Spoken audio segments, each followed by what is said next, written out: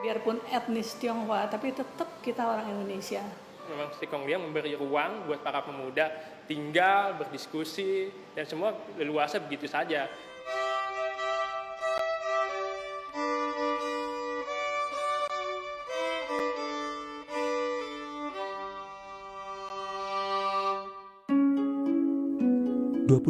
Oktober 1928, lebih dari 700 pemuda berkumpul di rumah ini, di Jalan Keramat Raya nomor 106, Jakarta, untuk menghadiri Kongres Pemuda kedua.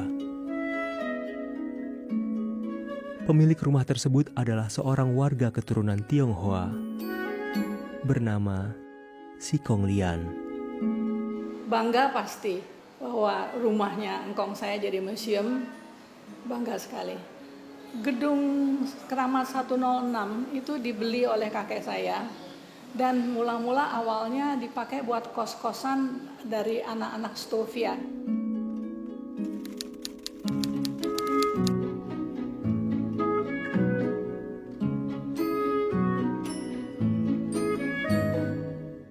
Waktu kita kecil, kalau kita lewati jalan Keramat Raya ini, orang tua saya suka bilang, ini loh rumah engkong co kamu, konco kamu Si Kong Liang itu. Di tahun 1920-an, sebuah plang bertuliskan Langen Siswo pernah berdiri pada bagian depan rumah kos di Keramat Raya nomor 106. Langen Siswo merupakan kegiatan ekstrakurikuler perkumpulan Yongyava. Tapi, lambat laun makin banyak pemuda dari Sumatera, Ambon, hingga Minahasa yang turut bergabung. Beberapa tokoh pernah terkos di sini, terutama Ketua Kongres Pemuda kedua, Sugondo Djoyospipito. Terus ada Muhammad Yamin yang merupakan perumus naskah atau Ikrar Sumpah Pemuda. Yang berikutnya merupakan salah satu pentolan Partai Komunis Indonesia, Amir Syarifuddin pernah kos di sini. Dan sebagian yang merupakan para pelajar dari Jawa, dari Sumatera, dari Minahasa, dari Ambon seperti Johannes Salimena pernah kos di sini. Di museum ini terdapat banyak informasi tentang sejarah Sumpah Pemuda. Mulai dari foto, simbol organisasi pemuda, detil lokasi, diorama para tokoh, hingga peninggalan bersejarah lainnya yang menceritakan proses Kongres Pemuda. Namun, tidak banyak jejak yang bisa diceritakan soal Si Kong Lian saat Kongres berlangsung. Si Kong Liang itu memang sepatutnya hanya menyediakan tempat, menyediakan sarana yang ada buat para pemuda-pemuda. Belum ada gambaran rinci bagaimana apakah Si Kong Liang ikut waktu Kongres Pemuda ikut ngeliatin, itu belum ada data-datanya. Bukan hanya pihak museum, keluarga pun tidak mempunyai informasi soal jejak Si Kong Lian saat Kongres berlangsung. Nggak pernah dengar si engkongnya itu ada di mana gitu. Nggak pernah. Si Kong Lian sendiri sehari-harinya tidak tinggal di rumah yang kini jadi museum tersebut. Pria yang berprofesi sebagai pedagang kasur itu tinggal di rumah lainnya di Jalan Senen Raya, tak jauh dari rumah Keramat Raya 106. Kini rumah tersebut dijadikan tempat praktek generasi keturunannya yang berprofesi sebagai dokter. Ini adalah kamar Si Kong Lian. Hidup dan meninggalnya di kamar ini. Bukan di rumah sakit karena stroke meninggalnya tahun 54. Di museum tidak ada satupun foto Si Kong Lian yang terpasang. Pihak museum berdalih selama ini tidak mendapat banyak informasi terkait Si Kong Lian. Beberapa informasi dan foto-foto yang selama ini beredar di internet pun tidak akurat.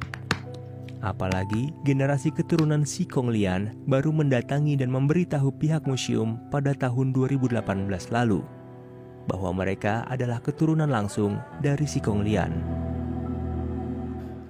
Beberapa foto yang memang pada saat itu banyak beredar di internet, itu informasi cukup menyesatkan. Karena apa?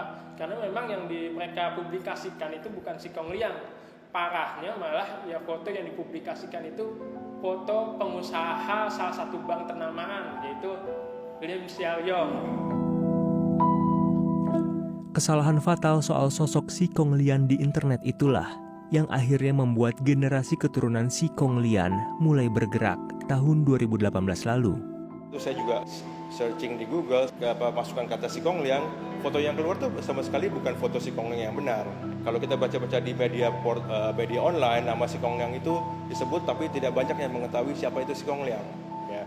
Nah, berawal dari situlah saya tergelitik untuk membenarkan sejarah.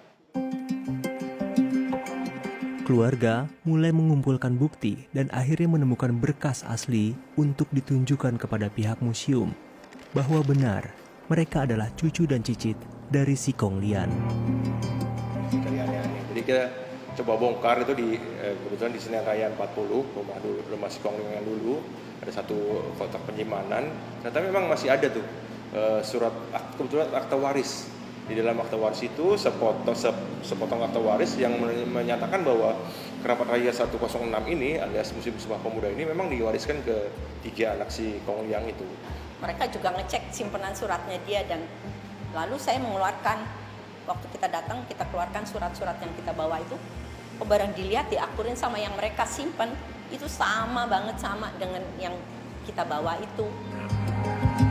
Pihak museum menyatakan di Badan Pertanahan Nasional atau BPN, sertifikat bangunan Museum Sumpah Pemuda masih atas nama Si Hok Lian, salah satu anak dan ahli waris dari Si Kong Lian.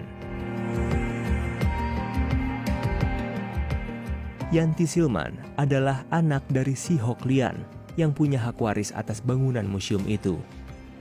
Yang terakhir kita tahu dari ayah, Si Kong Lian berpesan bahwa rumah itu jangan dijual. Gitu aja. Jadi ayah saya berpesan ke kita, itu rumah kita hibahkan ke negara. Ya, tujuan awal sebenarnya memang saya ingin meluruskan sejarah bahwa inilah foto Si Kong Lian yang asli. Nah, ternyata memang di museum ini belum ada foto Si Kong Lian yang salah maupun yang benar. Apa ini sebetulnya untuk sejarah? Kita ingin ada satu tempat, satu ruangan yang dimana ada kakek saya fotonya dipajang. Sejarah pun tercipta di rumah ini.